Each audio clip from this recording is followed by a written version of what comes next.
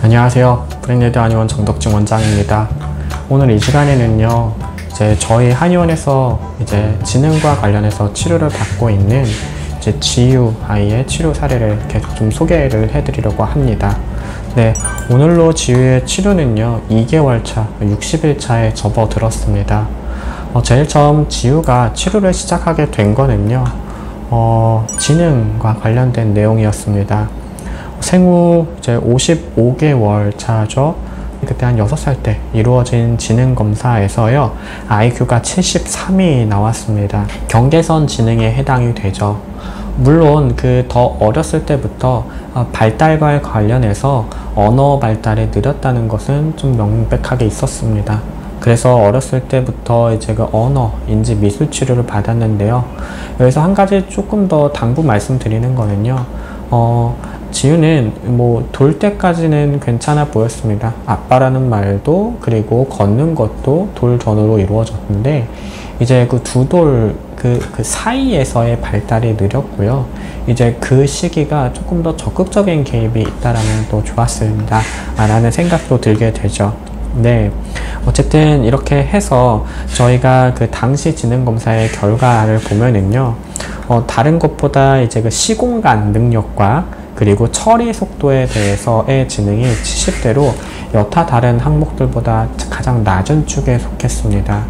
아이들마다 좀 떨어지는 영역들이 좀 편차가 있고요.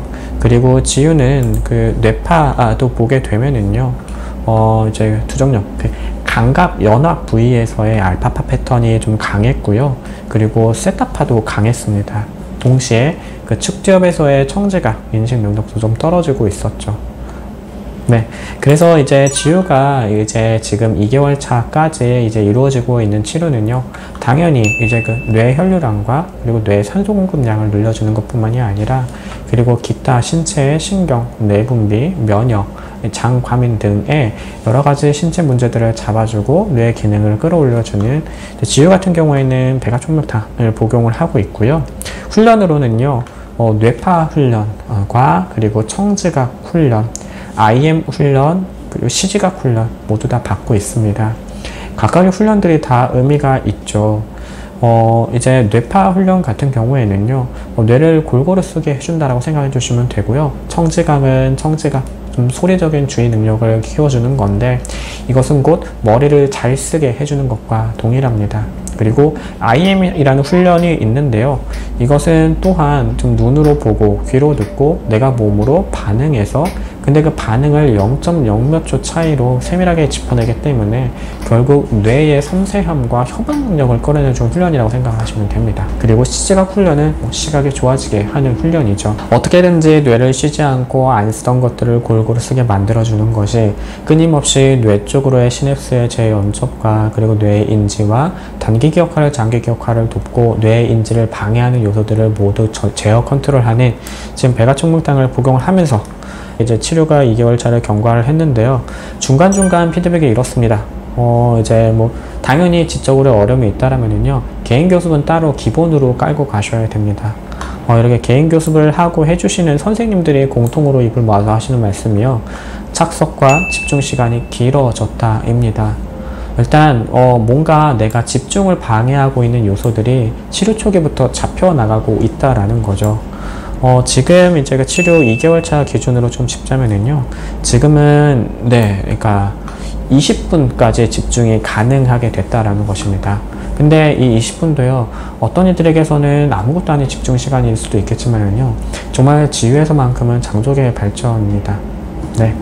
그래서 선생님들이 조금 더 수업을 오래 길게 할 수 있게 되고, 당연히 단순히 양적인 뿐만이 아니라 이해도도 올라갔기 때문에요, 이렇게 뭔가 발달 치료들에서의 진도가 더 어려운 과제들로 좀 나갔다라는 것입니다.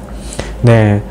그리고 이렇게 피드백을 주신 것들이 또 특히나 의미가 있었던 게요, 작년에 예전에 봐주셨던 선생님이 공백기를 갖고 다시 봤었을 때인데요, 지유가 치료를 하고 있는 중간에 봐주셨었을 때, 즉 치료 전과 후를 조금 더 객관적으로 평가해 주실 수 있는 분이셨는데요, 그분께서도 지유가 많이 좋아졌다 라고 해주셨죠. 지유가 여전히 어려움을 가지고 있는 것이요, 아까 그 제일 처음에 그 지능 검사를 했었을 때에도 시각, 시공간 능력이 어렵다고 했잖아요. 이제 글씨를 읽고 이렇게 소위 말하는 난도이죠. 예, 틀린 글자 찾기나 글씨에 대해서는 여전히 헷갈리는 게 있습니다. 저희가 이제 그 뇌 협응을 끌어올려주는 IM과 시지각에 더 의미가 있게 되는 것이죠. 그리고 또 뭐 항상 말씀을 드립니다.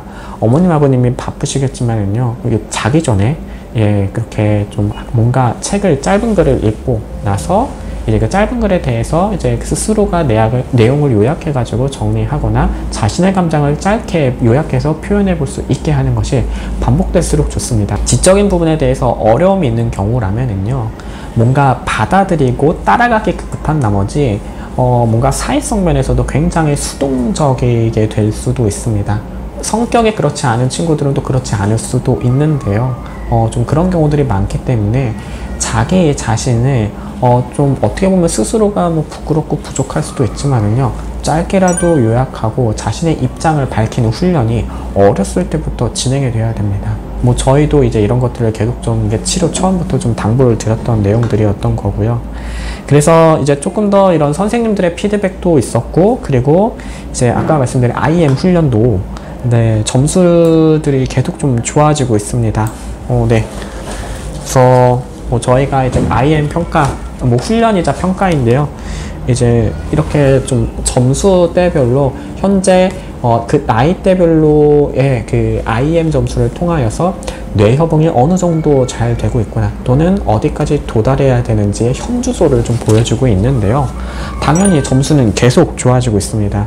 그리고 지휘의 나이 기준으로 본다라면은요, 지금은 뇌를 협응의 능력의 정도가 평균치로 좋아졌어요. 네, 그렇지만 뇌를 협응하는 능력이 평균치라 하더라도요, 지우가 또래만큼의 인지와 언어와 그런 사고 활동의 능력을 보여주려면은요, IM 점수는요, 좀 평균치를 더 웃도는 더 뛰어난 IM 점수를 얻어야만 한다라는 것입니다. 그만큼 남들보다 더 열심히 더 많이 해야 된다라는 사실은 변함이 없다라는 거죠. 오늘은 이제 치료 2개월 차가 되어서 이렇게 말씀을 드렸는데요. 중요한 거는요, 이제 치료가 2개월 차로 끝나지는 절대 않습니다. 저희가 이렇게 발달에 관련해서 이렇게 치료를 할 때에는요, 2개월, 4개월, 6개월, 8개월 뭐 이렇게 뭐 계절을 두세 개 끼는 거는 기본이고요.